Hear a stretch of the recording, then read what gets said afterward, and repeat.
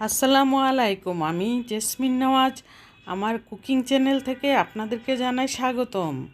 আজকে আমি আমার রেসিপিতে নিয়ে আসলাম সরপুঁটি মাছ দিয়ে বেগুন দিয়ে টমেটো দিয়ে রান্না করে একটি সবজি তরকারি। আর এই সবজি তরকারিটা অসাধারণ মজা হয়েছে। আর এই মজা আর জন্য রান্না করাটা আপনাদের সামনে তুলে ধরলাম। আর সেই মাছটা আমি সরপুঁটি মাছটা ভালো করে ভেজে নিয়েছি হলুদ আর লবণ দিয়ে। আর ভালো করে ভেজে না নিলে মাছটা একদমই তুলতুলা একদম মাছটা কিন্তু এত সফট এত মজার যে কি বলবো। আর আপনাদের সামনে তুলে ধরলাম যে মাছটা ভালো করে ভেজে নিলে তরকারিতে দিলে তখন তরকারিটা মধ্যে মাছটা গলে যাবে না, ভেঙে যাবে না। সেজন্য একটু ভাজাটা ভালো করে ভাজতে হবে। আর এখানে আমি বেগুন আর আলুটা একটু ভালো করে ভেজে নিচ্ছি। ভেজে নিলে তরকারির স্বাদ আসলে দ্বিগুণ বেড়ে যায়। আমি আগে বুঝতাম না।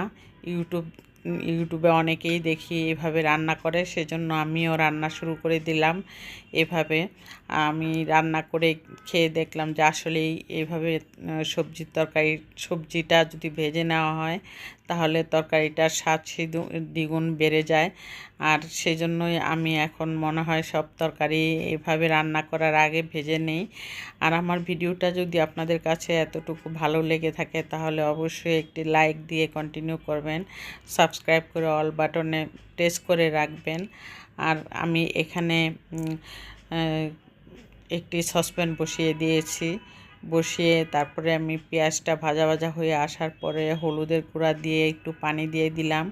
তারপরে মরিচের গুঁড়া, ধনিয়ার গুঁড়া, ভাজা জিরের গুঁড়া এগুলি দিয়ে আমি লবণ দিয়ে তরকারিটা রান্না করব। নামানোর আগে ধনিয়া পাতা দিয়ে নামিয়ে নিব। আর এই তরকারিটা কিন্তু এইভাবে রান্না করলে সবই লাল লাল করে রান্না করলে কিন্তু অনেক মজা হয়। আর একটু ঝালটা একটু বেশি দিলে কোনো সমস্যা হয় না, কিন্তু খেতে অনেক মজার হয়ে থাকে। আর এখন আমি তরকারিটা দিয়ে দিব। ভাজা তরকারিটা দিয়ে আমি একটু নাড়াচাড়া করে অল্প একটু গরম পানি দিব। এখানে ঠান্ডা পানি দেওয়া যাবে না, তাহলে সিদ্ধ হবে না। এখানে অল্প একটু গরম পানি দিয়ে পরিমাণ মতন, একদম পরিমাণ মতন গরম পানিটা দিতে হবে, যাতে সিদ্ধ হয়ে সুন্দরভাবে একটু ঝোল ঝোল থাকে, তাহলেই খেতে মজা লাগবে। আর এখানে এখন আমি মাছটাও দিয়ে দিব। একবারে সব কিছু দিয়ে ঢেকে রাখলে সুন্দর মতো হয়ে যাবে। আর একদম শর্টকাট রান্না করলাম আমি।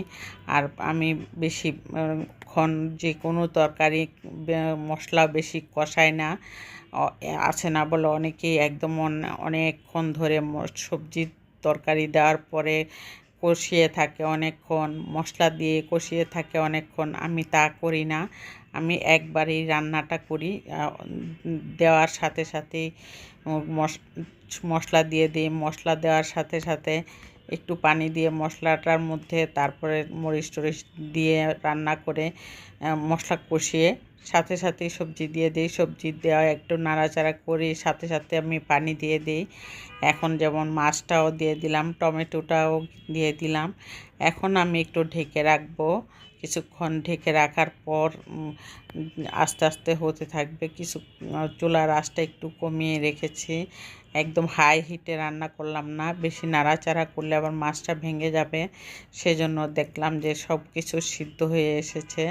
এখন আলুটা সিদ্ধ হয়ে আসলেই কিছুক্ষণ পরে আমি তরকারিটা বুঝবো যে নামিয়ে নেওয়ার সময় হয়েছে। সেজন্য মাছটাও বেশি নাড়াচাড়া করতে চাচ্ছি না আমি, কারণ ভেঙে যাবে। সেজন্য মাছটা এত টাটকা ছিল, এত নরম ছিল, খেতে অনেক অসাধারণ মজা হয়েছিল। এই তরকারিটা দিয়ে আসলেই খুব টেস্টির সাথে আমরা খেয়েছি। আর এখনই নামিয়ে নিব। নামিয়ে নর্মাল ঠান্ডা করে আমি একটি সার্ভিং ডিশে নিয়ে নিলাম। দেখুন তরকারিটা কেমন হয়েছে। আর তরকারিটা এত মজা হয়েছে, ঝোল বেশি নাই কিন্তু সব শুকিয়ে গেছে। এরকমভাবে রান্না করলে একটু ঝোল টোল দিয়ে তারপরে শুকিয়ে যায়।